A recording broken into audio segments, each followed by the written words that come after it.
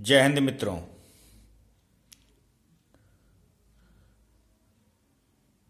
विश्व में हो रही भारी उथल पुथल एवं असुरक्षा की भावना से समस्त मानवता त्रस्त हो रही है।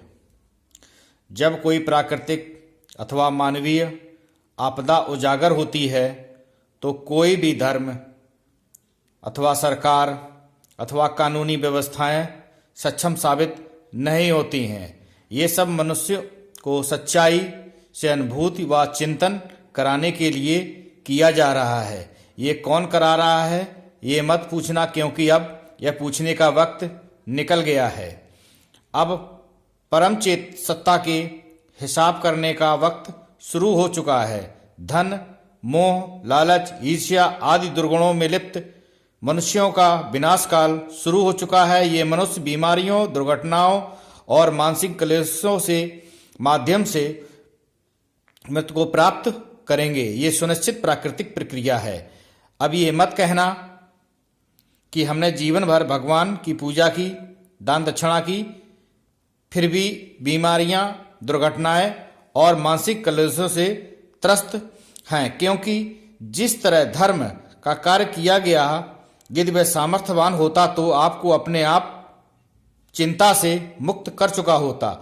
यदि आपने अपने धर्मगुरुओं, राजनेताओं तथा न्यायदाताओं पर अंधा अनुसरण न किया होता तो आप सही मार्ग की ओर जाने का उचित मार्ग खोज चुके होते।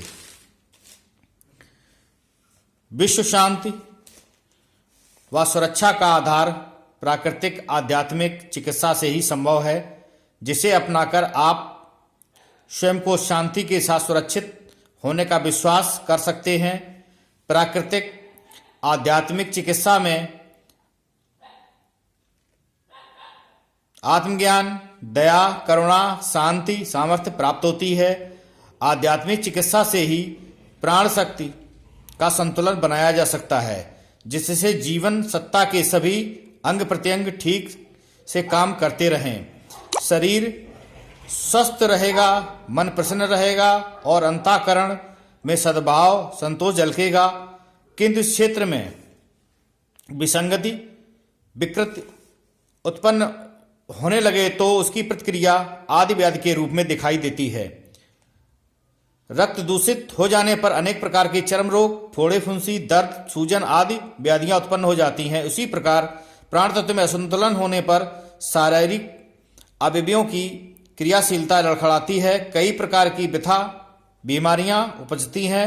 मन क्षेत्र में उत्पन्न हुआ प्राण असंतुलन आवेग व उन्मादों के रूप में दृष्टिगोचर होता है। पतन के अनेकों आधार प्राण तत्व की विकृति से संबंधित होते हैं। उनके सुधार के लिए सामान्य उपचार कारगर नहीं होते, क्योंकि उनका प्रभाव उथला होता है, जबकि समस्या की जड़ें बहुत गहरी प्राण चेतना के अंदर घुस चुकी होती हैं। अद्भुत और परीक्षित उपचार जब फेल हो जाएं तो समझना चाहिए कि चेतना की गहरी परतों में विक्षेप घुस चुका है। इसमें सुधार के लिए केवल और केवल प्राकृतिक आध्यात्मिक चिकित्सा ही कारगर सिद्ध होती है। इस आध्यात्मिक चिकित्सा के लिए आपको हमारे सत्संग में शामिल होना होगा, हमसे संपर्क करना होगा, तभी इन समस्याओं का निराकरण से आपको प्राप्त होगा। धन्यवाद।